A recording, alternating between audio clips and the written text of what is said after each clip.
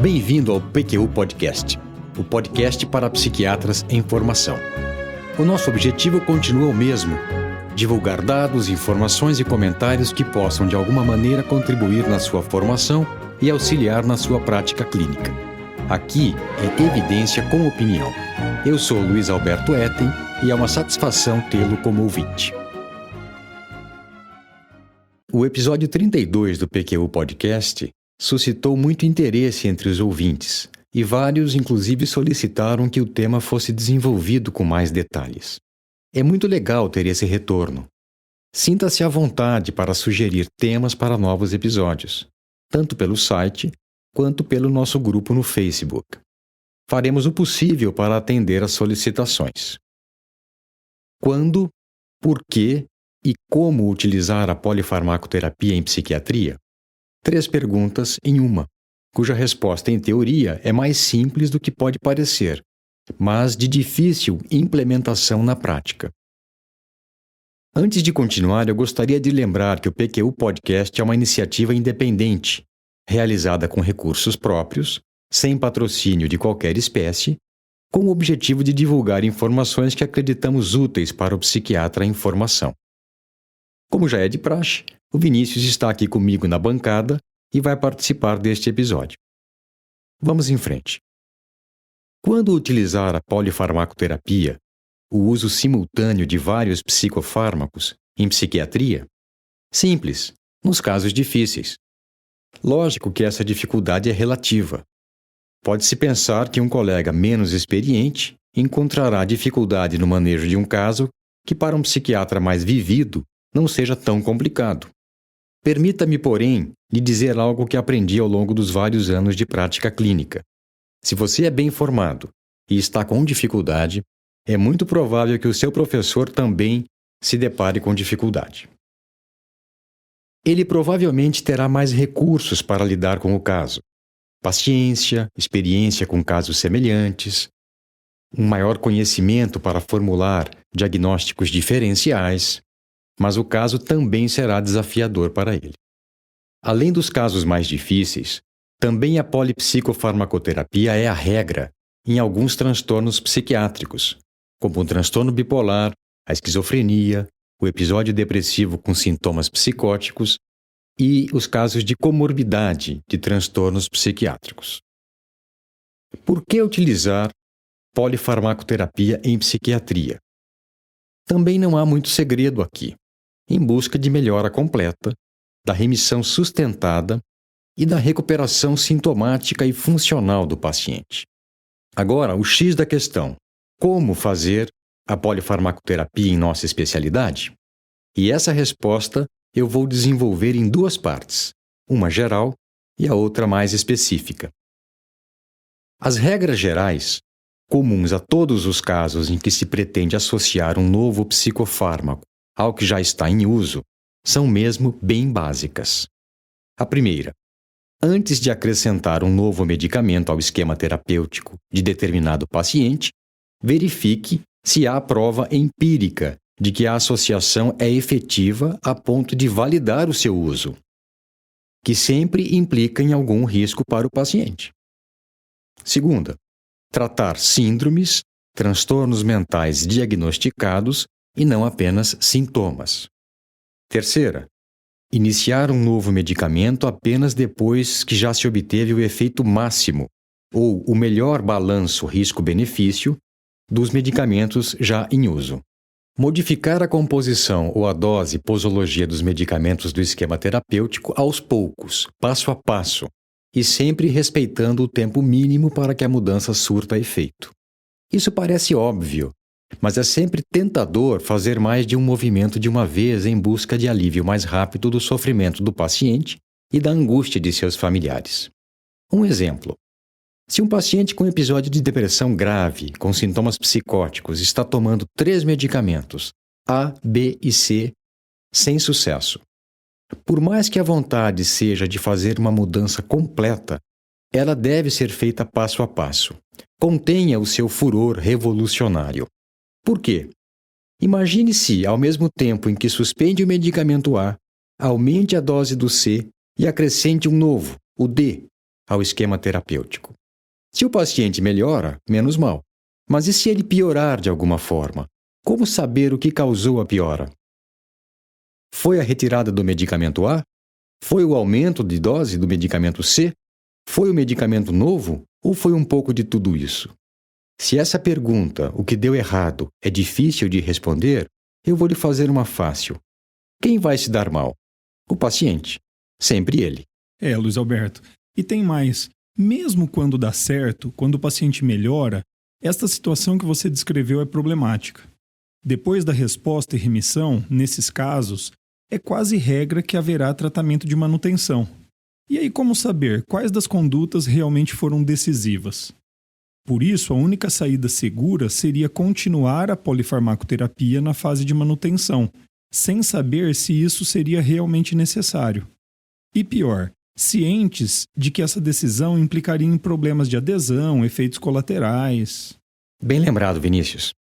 Mais uma razão para que se enfatize a ideia de se mexer no conjunto de medicamentos paulatinamente e não mudar mais de uma coisa de uma vez.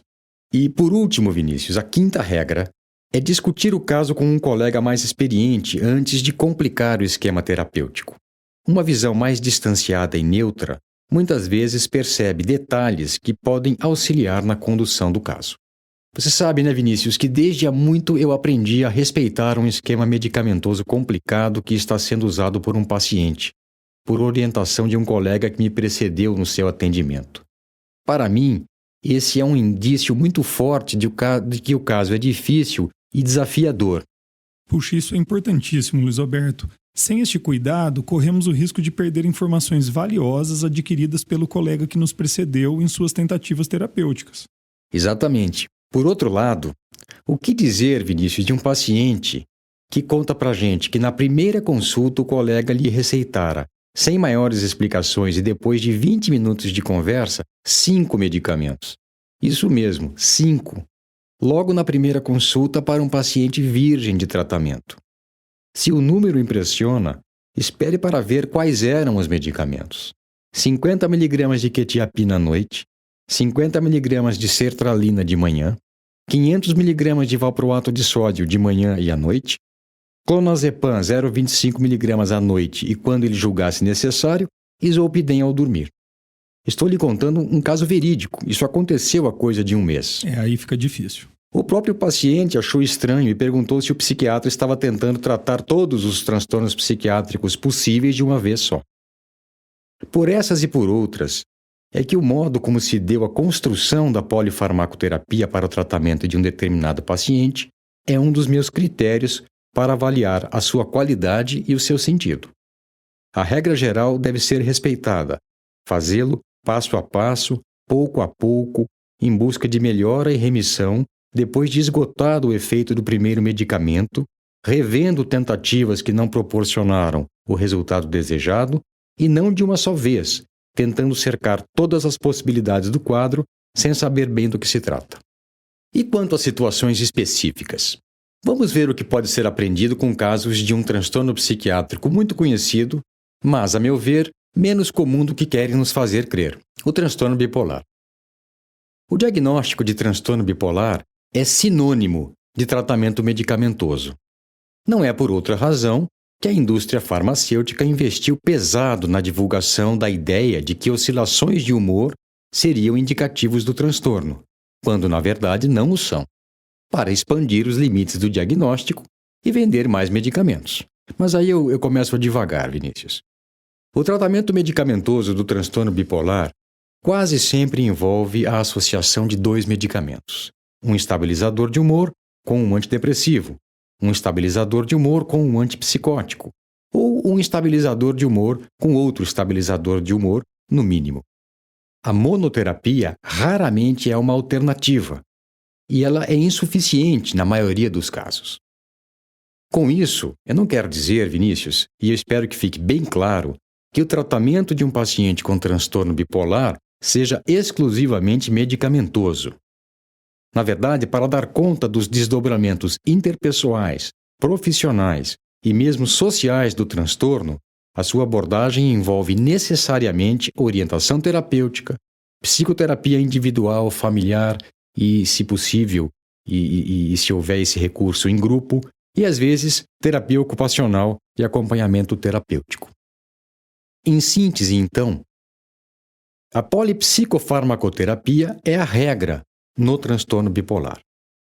E é preciso que ela seja feita corretamente e com muito cuidado, talvez até mais do que em outros casos, porque, do contrário, pode agravar o quadro e interferir negativamente no seu curso e evolução. Na verdade, a polifarmacoterapia do transtorno bipolar é uma faca de dois gumes. Pode fazer a diferença e auxiliar na promoção e manutenção da melhora, mas é arriscada e muitas vezes ineficaz.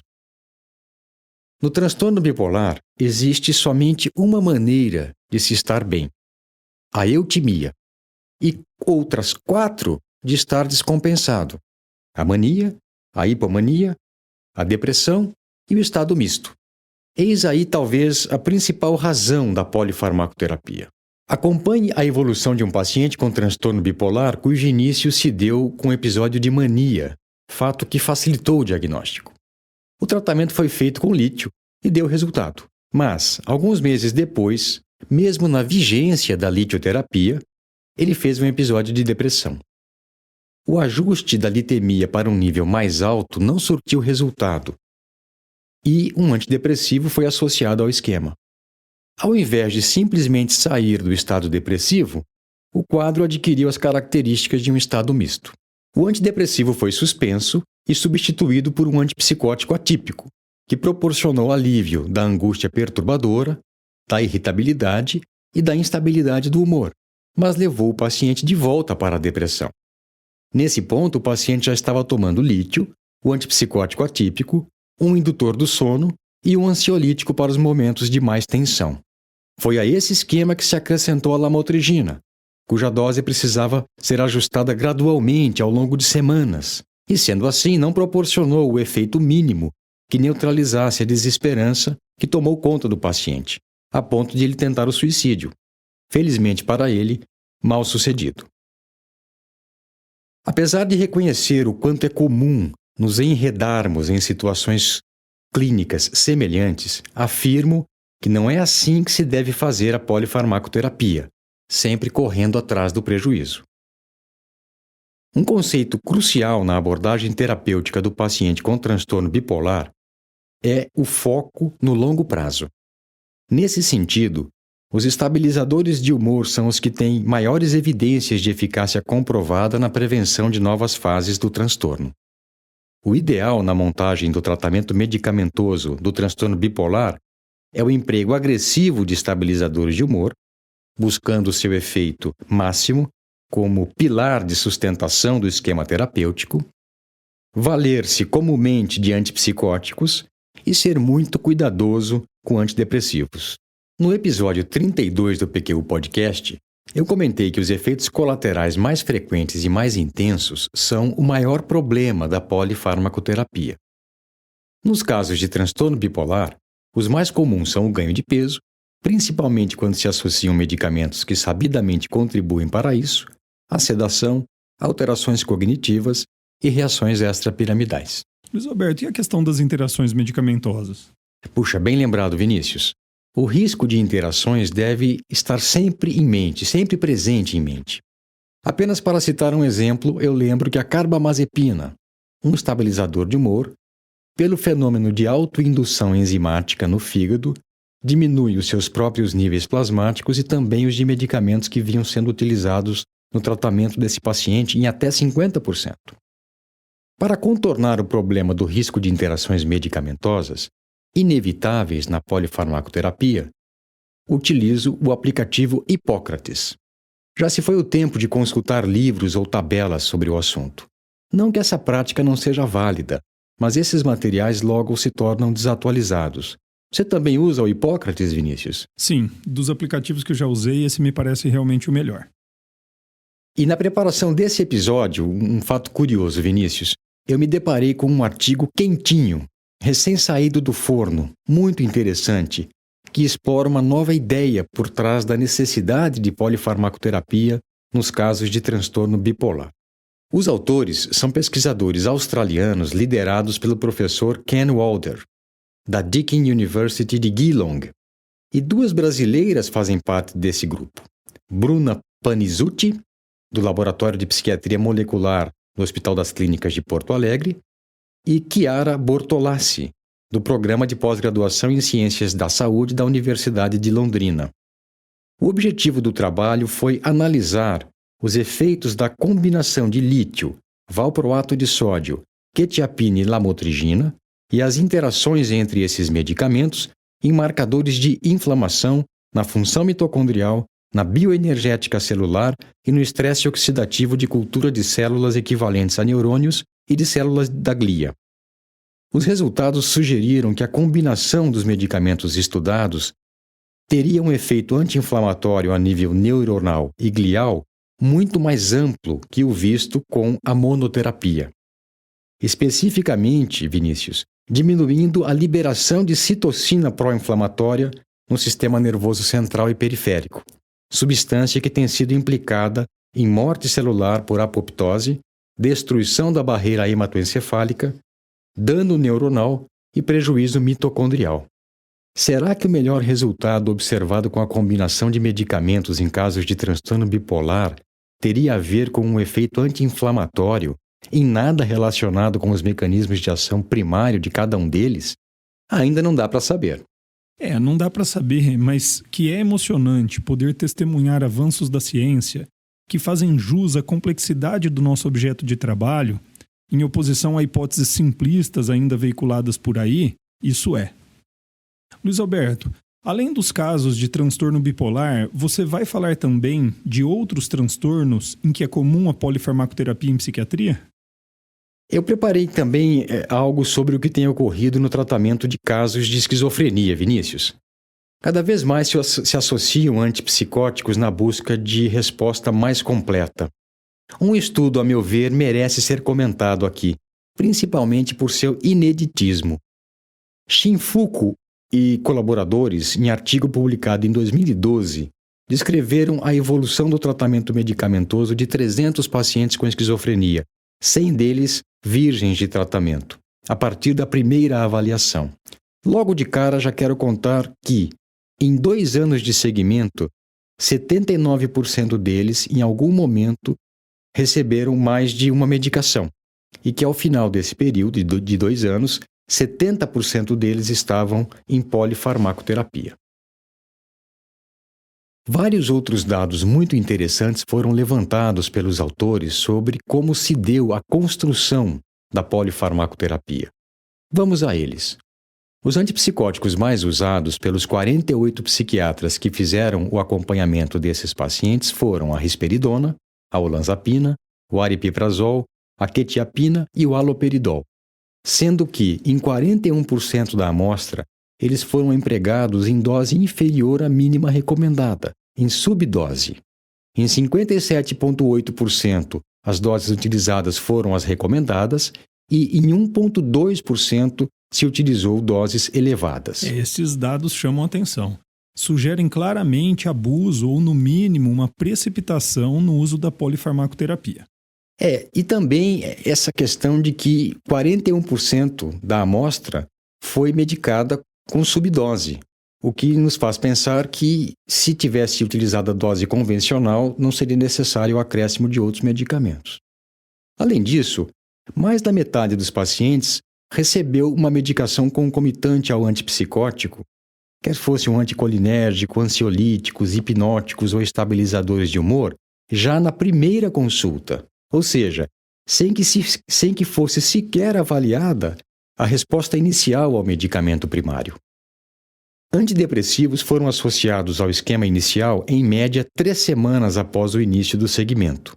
Também um pouco cedo, tendo em vista que 3 semanas não é tempo suficiente para se avaliar o efeito final de um antipsicótico. A análise em separado do grupo de pacientes virgens de tratamento revelou que a polifarmacoterapia foi iniciada em média 1 mês após o início do tratamento antipsicótico e sem antes buscar a mudança do antipsicótico prescrito. Nesse subgrupo, também a maioria dos pacientes continuou com polifarmacoterapia até o fim do segmento de 2 anos. O fato mostrado nesse levantamento é que, uma vez montado o esquema de polifarmacoterapia, a regra é ela ser mantida por anos, Vinícius.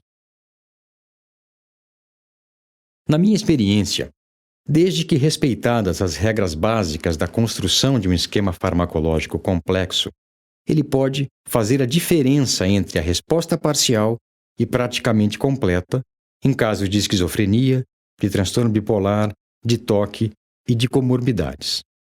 Eu sou bastante cuidadoso, entretanto, para evitar o que eu denomino penduricalhos no esquema medicamentoso. No caso de um paciente com esquizofrenia, por exemplo, o anticolinérgico que um dia foi necessário ainda o é.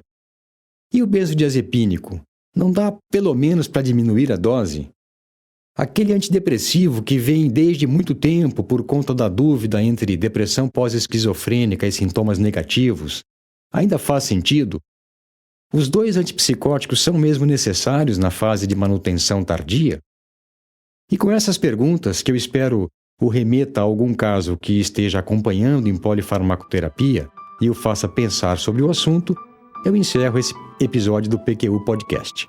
Um abraço e até a próxima. Um abraço a todos. Espero que tenham aproveitado. Opiniões, dúvidas, questionamentos? Participe do nosso grupo no Facebook.